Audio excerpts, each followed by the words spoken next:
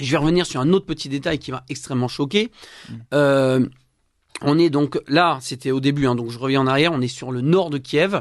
Il y a des bombardements sur le nord de Kiev. Je sais plus exactement le lieu où j'étais, mais je peux le retrouver.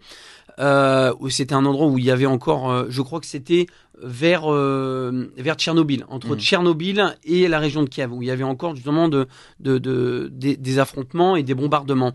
Et à ce moment-là, si vous voulez, nous on est du côté militaire ukrainien, donc entre guillemets à l'abri, et des militaires ukrainiens sortent des mortiers à la main et sortent ces mortiers-là et tirent.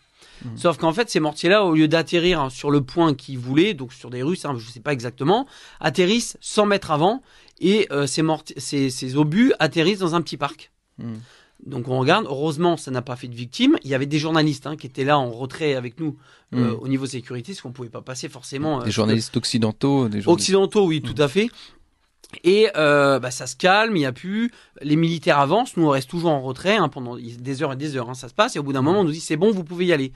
Donc on est escorté, on passe, qu'en fait on devait passer par cet endroit-là pour aller à un endroit stratégique. Donc on devait attendre.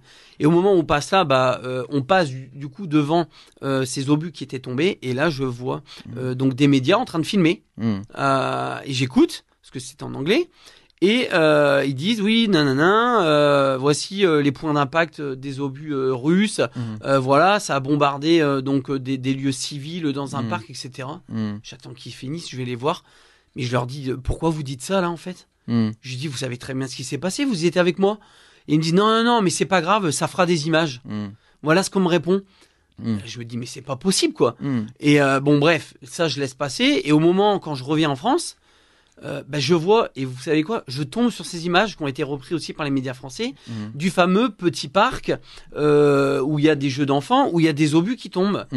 Mais je me dis, mais c'est pas possible. Je lui dis, ces obus-là, ça n'a rien à voir, quoi.